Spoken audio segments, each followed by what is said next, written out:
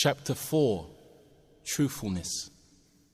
Allah the Exalted says in the Quran, يا أيها الذين آمنوا اتقوا الله وكونوا مع الصادقين. O you who believe, be afraid of Allah and be with those who are true.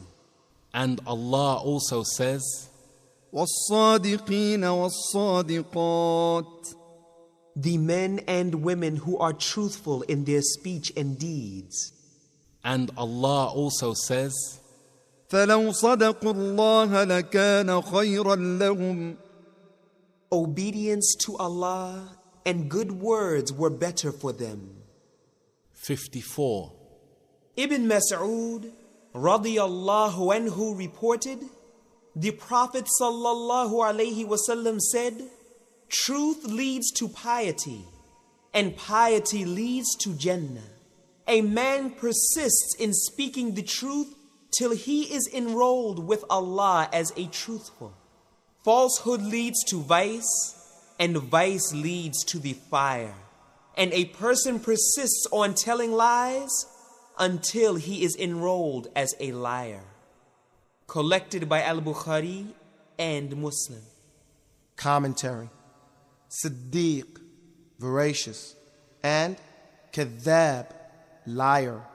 Both are adjectives of intensive degree.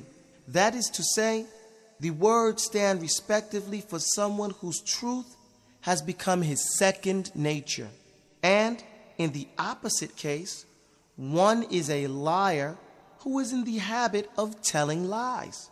As one acquires a reputation in this world for his good or bad deeds, similar is his position before Allah. One who is ranked among the truthful with him is entitled to reward. And if one is a liar, he has to suffer retribution for it. This hadith provides incentive for truthfulness because it is a source of every good deed and contains a warning against lying, as it gives rise to all kinds of mischief. 55. Hassan ibn Ali radiyallahu anhu said, I remember these words from Allah's Messenger sallallahu alaihi wasallam. Give up what is doubtful to you for that which is not doubtful. For truth is peace of mind, and falsehood is doubt. Collected by At-Tirmidhi. Commentary. This hadith leads us to the conclusion that one must always avoid doubtful things so that he does not do anything unlawful. This message is repeated in another hadith, which says that he who has saved himself from doubts has in fact saved his faith and honor. 56. Abu Sufyan radiyallahu anhu reported, in the course of his detailed narration about Heraclius, when the latter questioned him about the teachings of the Prophet sallallahu alaihi wasallam, he said that he sallallahu alaihi wasallam told us, worship Allah alone and do not associate a thing with him, and give up all that your ancestors said. He also commands us to perform salah, to speak the truth, to observe modesty, and to strengthen the ties of kinship. Collected by al-Bukhari and Muslim. Commentary. In this hadith, an enemy of the Prophet sallallahu alaihi wasallam acknowledges the veracity of the Prophet's teaching because Abu Sufyan radiyallahu anhu made this admission when he was a pagan. This hadith is mentioned in detail in Sahih al-Bukhari. 57. Abu Thabit from Sahal ibn Hunayf radiyallahu anhu said, the Prophet sallallahu alaihi wasallam said, he who asks Allah for martyrdom, Allah will raise him to the high status of the martyrs, even if he dies on his bed. Collected by Muslim. Commentary. This hadith highlights the merit and importance of sincere intention, which in fact is so great that by virtue of it Allah raises a person's status to that of a martyr. On the contrary, persons of foul intention will be consigned to hell by Allah even if they die in jihad. 58.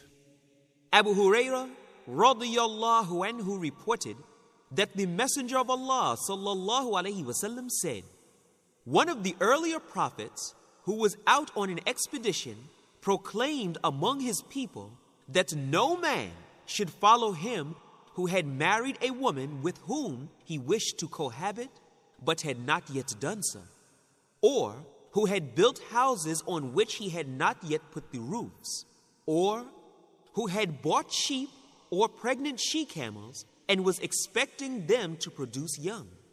He then went on the expedition and approached the town at the time of the Asr prayer or a little before it. He then told the sun that both it and he were under command and prayed to Allah to hold it back for them. So it was held back till Allah gave him victory. He collected the spoils, and it, meaning the fire, came to devour these, but it did not. He said that among the people there was a man who stole from the booty. He told them that a man from every tribe must swear allegiance to him, and when a man's hand stuck to his, he said, there is a thief among you, and every individual of your tribe must swear allegiance to me. In the course of swearing allegiance, the hands of 2 or 3 persons stuck to his hand. He said, the thief is among you. They brought him a head of gold like a cow's head, and when he laid it down, the fire came and devoured the spoils. Spoils were not allowed to anyone before us. Then Allah allowed spoils to us, as He saw our weakness and incapacity and allowed them to us. Collected by al-Bukhari and Muslim. Commentary. 1. In the opinion of Imam as-Suyuti, the Prophet ﷺ referred to in this hadith was Prophet Yoshua bin Nun, or Joshua. His conduct shows that it is necessary to make suitable arrangements for the worldly needs of those who are engaged in the cause of Allah, so that they can concentrate on their struggle without any distraction. 2. The lawfulness of the booty of war fought in the way of Allah is a specialty of the Muslim Ummah.